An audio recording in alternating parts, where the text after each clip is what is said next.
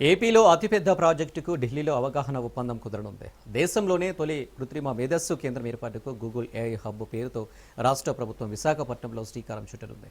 విశాఖపట్నంలో 88,628 కోట్ల రూపాయలతో Google 1 gigawatt hyper scale data centre ఏర్పాటు చేయనుంది. ఢిల్లీలోని కేంద్ర మంత్రులు అశ్విని వైష్ణవ్, నిర్మలా సీతారామన్తో సీఎం చంద్రబాబు, మంత్రి లోకేష్ సమక్షంలో గూగుల్ ఉన్నత స్థాయి బృందం ఎంఓయూపై సంతకాలు చేయనున్నారు. ఇది దేశంలోనే అతిపెద్ద విదేశీ ప్రత్యక్ష పెట్టుబడిగా సిద్ధం కానుంది. ఏపీని ఏఐ ఆధారిత ఆవిష్కరణలు, డిజిటల్ ట్రాన్స్ఫర్మేషన్లో దేశంలోనే అగ్రగామిగా నిలపడమే ఈ ఒప్పందం ప్రధాన లక్ష్యంగా ప్రభుత్వం భావిస్తుంది. మంత్రి లోకేష్ గత ఏడాది అక్టోబర్ 31వ తేదీన అమెరికా పర్యటన సందర్భంగా శాన్ ఫ్రాన్సిస్కోలో గూగుల్ క్లౌడ్ సీఈఓ థామస్ కురియన్తో జరిపిన చర్చల్లో ఈ ప్రాజెక్టును ఒప్పందాలు కుదిరినట్లు సమాచారం. ఈ పెట్టుబడి ద్వారా వేల సంఖ్యలో ప్రత్యక్ష, పరోక్ష ఉపాధి అవకాశాలు లభించడంతో పాటు యువత ఏఐ నైపుణ్యాభివృద్ధి కార్యక్రమాలు అమలు చేసే దిశగా ప్రభుత్వం అడుగులు వేస్తుంది.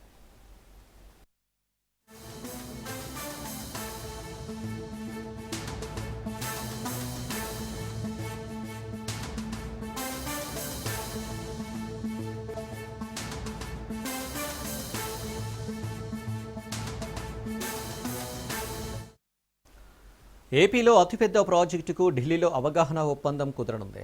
దేశంలోనే తొలి కృత్రిమ మేధస్సు కేంద్రం ఏర్పాటుకు గూగుల్ ఏఐ హబ్ పేరుతో రాష్ట్ర ప్రభుత్వం విశాఖపట్నంలో శ్రీకారం చుట్టనుంది. విశాఖపట్నంలో 88,628 కోట్ల రూపాయలతో Google 1 gigawatt hyper scale data centre ఏర్పాటు చేయనుంది. ఢిల్లీలోని కేంద్ర మంత్రులు అశ్విని వైష్ణవ్, నిర్మలా సీతారామన్తో సీఎం చంద్రబాబు, మంత్రి లోకేష్ సమక్షంలో గూగుల్ ఉన్నత స్థాయి బృందం ఎంఓయూపై సంతకాలు చేయనున్నారు. ఇది దేశంలోని అతిపెద్ద విదేశీ ప్రత్యక్ష పెట్టుబడిగా సిద్ధం కానుంది. ఏపీని ఏఐ ఆధారిత ఆవిష్కరణలు, డిజిటల్ ట్రాన్స్ఫర్మేషన్లో దేశంలోనే అగ్రగామిగా నిలపడమే ఈ ఒప్పందం ప్రధాన లక్ష్యంగా ప్రభుత్వం భావిస్తుంది. మంత్రి లోకేష్ గత ఏడాది అక్టోబర్ 31వ తేదీన అమెరికా పర్యటన సందర్భంగా శాన్ ఫ్రాన్సిస్కోలో గూగుల్ క్లౌడ్ సీఈఓ థామస్ కురియన్తో జరిపిన చర్చల్లో ఈ ప్రాజెక్టును ఒప్పందాలు కుదిరినట్లు సమాచారం. ఈ పెట్టుబడి ద్వారా వేల సంఖ్యలో ప్రత్యక్ష, పరోక్ష ఉపాధి అవకాశాలు లభించడంతో పాటు యువత ఏఐ నైపుణ్యాభివృద్ధి కార్యక్రమాలు అమలు చేసే దిశగా ప్రభుత్వం అడుగులు వేస్తుంది.